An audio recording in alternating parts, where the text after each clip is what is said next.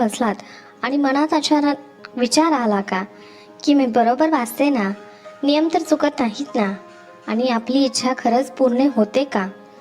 जर हा प्रश्न तुमच्या मनात आला असेल तर आजचा हा व्हिडिओ तुमच्यासाठीच आहे. कारण आज मी तुम्हाला अगदी साध्या, सोप्या, मनाला पटेल आणि भिडेल अशा भाषेमध्ये सांगणार आहे. स्वामी चरित्र सारामृत वाचताना कोणत्या गोष्टी लक्षात ठेवायच्या आहेत, कोणते नियम पाळले पाहिजेत, आणि सर्वात महत्त्वाचं म्हणजे वाचनातून मनातील इच्छा पूर्ण होण्यामागचं रहस्य कोणतं आहे, हे आज आपण या व्हिडिओमध्ये पाहणार आहोत. त्यामुळे हा व्हिडिओ मित्रांनो शेवटपर्यंत बघा. हा व्हिडिओ नक्की पहा, कारण शेवटी मी एक अशी छोटी पण अत्यंत प्रभावी अशी गोष्ट सांगणार आहे जी अनेक भक्तांच्या आयुष्यात टर्निंग पॉईंट ठरली आहे.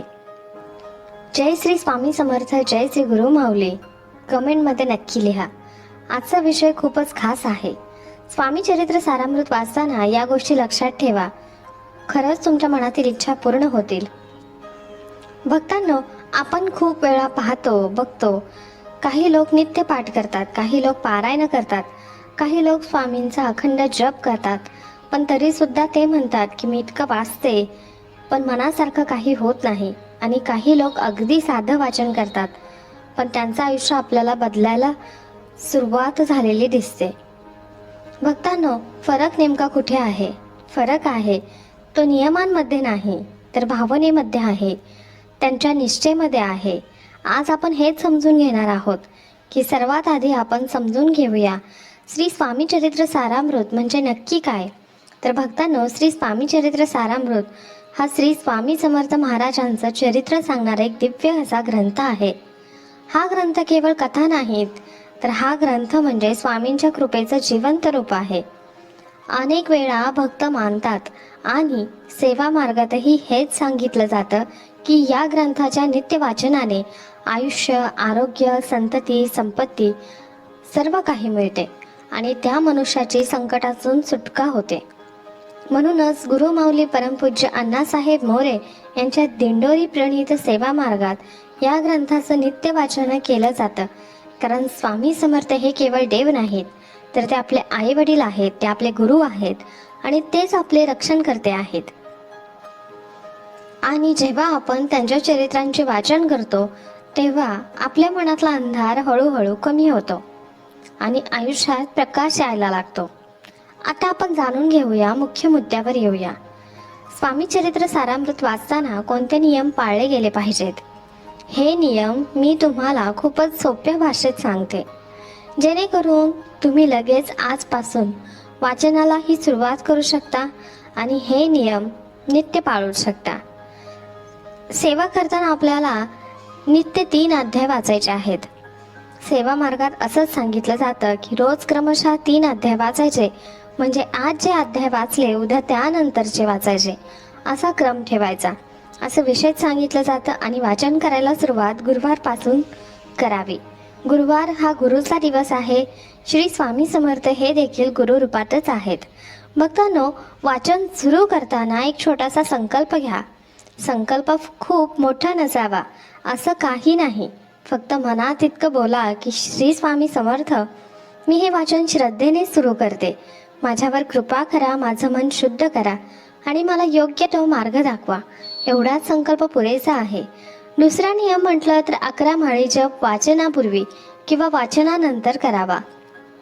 श्री स्वामी समर्थ या मंत्राचा 11 माळी जप करावा. आता काही लोक म्हणतील की 11 माळी म्हणजे खूपच वेळ लागेल, पण लक्षात ठेवा, आपण रोज मोबाईलवर किती वेळ घालवतो आणि विनाकारण दुसऱ्यांबद्दल बोलण्यात सुद्धा किती वेळ घालवतो.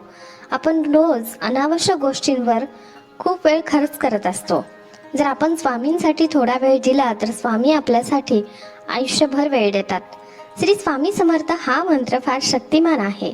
हा मंत्र म्हटला तर आपल्या मनाला आधार देतो, भीती दूर करतो आणि आपल्या घरामध्ये सकारात्मकता वाढवतो.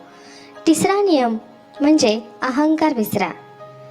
भक्तांनो, हा नियम खूप महत्त्वाचा आहे, कारण अनेकदा आपण बघतो, करतो की मनात एक भाव येतो की मी रोजच वाचते, रोजच जप पण करते, मीच खूप चांगली भक्त आहे. तेव्हा भक्तांनो, इथेच चूक होते. स्वामींना अहंकार अजिबात आवडत नाही. स्वामींना हवी असते ती नम्रता, पूर्णपणे समर्पण, निष्ठा वाचताना अशी मनात ठेवावी. स्वामी, मी काही जे करते ते तुम्ही माझ्याकडून करून घेता. माझं आयुष्य तुमच्या चरणी आहे. आणि जेव्हा हा भाव मनामध्ये येतो तेव्हा भक्तांचे संकट स्वामी स्वतःहून कमी करतात. ते आपोआप कमी व्हायला लागतात. चौथा नियम म्हणजे शुद्धता पाळा. वाचन करताना शक्यतो स्नान करून स्वच्छ कपडे घालून स्वामींचा फोटो किंवा मूर्तीसमोर बसून वाचा. काही लोक म्हणतात आमच्याकडे वेळ नसतो, पण शुद्धता म्हणजे केवळ बाहेरची नाही, तर शुद्धता म्हणजे आंतरिक मनाची सुद्धा आहे. जेव्हा आपण स्वच्छ होऊन शांतपणे बसून वाचन करतो तेव्हा त्या शब्दांचा परिणाम आपल्या मनावर होत असतो. विशेषतः रात्री झोपण्यापूर्वी वाचन केलं तर शांत झोप लागते, मनही शांत होतं, घरामध्ये कलह कमी होतं. भक्तांनो, आपण समजून घेऊया की इच्छा पूर्ण होण्यामागचं रहस्य काय आहे. कारण आपण पूर्वी सांगितलं, शीर्षकात सुद्धा म्हटलं की मनातील इच्छा पूर्ण होतील. पण इथे एक गोष्ट लक्षात ठेवा, स्वामी समर्थ आपल्या मनातील प्रत्येक इच्छा पूर्ण करतात, पण योग्य इच्छा, म्हणजे जे तुमच्या भल्यासाठी आहे तेच, जे तुमच्या आयुष्याला योग्य दिशा देणारं आहे, स्वामी ते नक्की देतात. काही वेळा आपण हट्ट करतो, पण स्वामी आपल्याला ते देत नाहीत. कारण स्वामी आपल्याला दुखावण्यासाठी नाही, तर संकटातून वाचवण्यासाठी थांबव. आणि म्हणूनच भक्तांना वाचन करताना तुमची इच्छा स्वामींना अगदी आईला सांगतो तशी सांगा. मनात कुठलाही बनावटपणा नको. काही लोक म्हणतात की स्वामी मला हे हवंय, पण आतून त्यांचा विश्वासच नसतो. काही लोक म्हणतात स्वामी मला जे योग्य असेल ते द्या, माझं मन शांत करा. आणि स्वामी त्यांना खूप मोठं देतात, भरभरून देतात. भक्तांना वाचन करताना स्पष्ट बोला, स्वामी माझ्या मनात ही इच्छा आहे, मी तुमच्या चरणी ठेवते, तुम्हाला जे योग्य वाटेल ते करा. हा भाव जेव्हा आपल्या मनात आला की तेव्हा आपली इच्छा पूर्ण होण्याची प्रक्रिया सुरू होते. 21 दिवस श्रद्धेने करेल, पण भक्तांनो संकल्प घेतला की तो पूर्ण करा, मध्येच सोडू नका.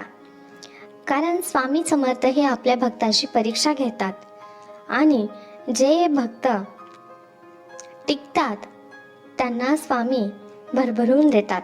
आणि भक्तांनो, अनेक भक्तांचे असे अनुभव मी ऐकले आहेत की काही भक्त म्हणतात मी वाचन सुरू केलं आणि घरातील भांडणं आपोआप कमी झाली. काही म्हणतात माझी नोकरी गेली होती, मी वाचन जेव्हा सुरू केलं तेव्हा मला नोकरी मिळाली. काही लोक म्हणतात की लग्न जमत नव्हतं, स्वामींच्या चरणी इच्छा ठेवली आणि काय ती इच्छा पूर्ण झाली, योग्य स्थळ यायला सुरुवात झाली. काही लोक म्हणतात की दारिद्र्याचा काळ होता, कर्ज वाढलं होतं, पण वाचन सुरू केलं तेव्हापासून हळूहळू मार्ग निघत गेला. भक्तांनो, हे चमत्कार नाहीत, तर ही स्वामींची कृपा आहे. पण ही कृपा मिळते जेव्हा नित्य आणि निष्ठा ठेवल्या जाते, आपला विश्वास असावा लागतो. भक्तांनो, आपण आता बोलूया गुरुमाऊली परमपूज्य अण्णासाहेब मोरे यांच्या मार्गदर्शनाबद्दल.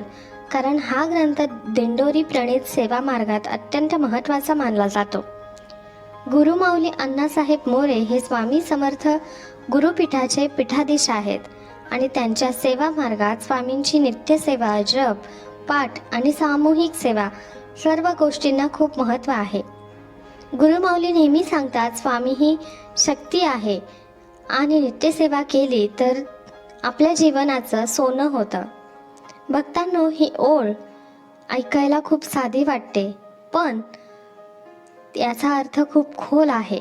कारण सेवा म्हणजे फक्त पूजा नाही, सेवा म्हणजे आपल्या मनाचा स्वामींच्या चरणी सतत संपर्क ठेवणे होय. सेवा म्हणजे आपल्या वागण्यात नम्रता आणणे. सेवा म्हणजे चुकीच्या गोष्टींपासून दूर जाणे. जेव्हा हे होतं तेव्हा आयुष्य आपोआप बदलायला लागतं. भक्तांनो, जर तुम्हाला गुरुपीठाशी संपर्क साधायचा असेल तर त्र्यंबकेश्वर नाशिक येथे गुरुपीठ आहे आणि संपर्क क्रमांक 025942340007. आता आपण येऊया वाचनाच्या फायद्यांकडे. कारण अनेक भक्त विचारतात फक्त वाचन केल्याने काय होतं. तर भक्तांनो, वाचनाचे फायदे खूप आहेत. मी तुम्हाला मुख्य फायदे सांगते. पहिला फायदा, संकटातून मुक्ती मिळते. कारण स्वामी चरित्रात जेव्हा आपण संकटांचे प्रसंग वाचतो तेव्हा आपल्याला समजतं की स्वामी संकटात साथ सोडत नाहीत. हा विश्वास आपल्याला आतून मजबूत करतो. दुसरा फायदा म्हणजे आरोग्य, संपत्ती आणि संतती मिळते. स्वामी समर्थ हे भक्तांच्या प्रत्येक गोष्टीची काळजी घेतात. तिसरा फायदा म्हणजे दिव्य ज्ञान प्राप्त होतं. म्हणजे आपलं मन हळूहळू बदलतं. आपला राग कमी होतो, आपली भीती कमी होते आणि आपल्याला वाटणारी आपली स्वतःची असुरक्षितता कमी होते. आणि चौथा फायदा म्हणजे मन शांत होतं. आजच्या काळात या गोष्टीची सर्वात मोठी गरज आहे. मनशांती. आणि स्वामी चरित्र सारामृत वाचलं की मनात एक वेगळाच आधार तयार होतो. त्यामुळे एक वेळ ठेवा. उदाहरणार्थ रात्री झोपण्यापूर्वी 15 ते 20 मिनटं, कारण वेळ ठरला की आपलं मन तयार होतं. दुसरी टीप म्हणजे वाचन करताना मोबाईल बाजूला ठेवा. मध्येच मोबाईलला नोटिफिकेशन येतं आणि आपलं मन तुटतं. तिसरी टीप म्हणजे वाचन सुरू करताना छोटासा दिवा लावा, धूप लावा आणि डोळे बंद करून स्वामींचं नाव घ्या. यामुळे वातावरण पवित्र होतं. चौथी टीप म्हणजे वाचन झाल्यावर 2 मिनिटं शांत बसा. लगेच उठून कामाला जाऊ नका, कारण त्या शब्दांचा परिणाम मनावर बसायला वेळ लागतो. पाचवी टीप म्हणजे वाचनाच्या दरम्यान जर तुमचं मन विचलित झालं तर घाबरू नका. मन तर आपलं भटकतच असतं, पण पुन्हा स्वामींच्या नावाकडे या. मित्रांनो, आता मी तुम्हाला महत्त्वाची गोष्ट सांगते, ती म्हणजे वाचन करताना एक गोष्ट नेहमी करा, कृतज्ञता बाळगा. म्हणजे तुमचं आयुष्य कितीही कठीण असलं तरी स्वामींना दररोज एकदा म्हणा, स्वामी जे काही आहे त्याबद्दल धन्यवाद.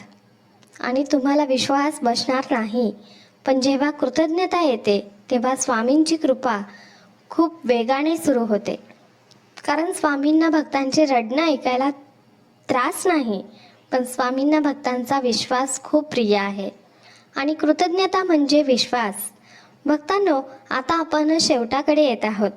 मी तुम्हाला एकच विनंती करते, जर तुम्ही आजपर्यंत स्वामी चरित्र सारामृत वाचलं नसेल, सुरू केलं नसेल, तर ते आजपासून सुरुवात करा. गुरुवारपासून सुरू करा. संकल्प घ्या, रोज 3 अध्याय वाचा आणि 11 माळी जप करा.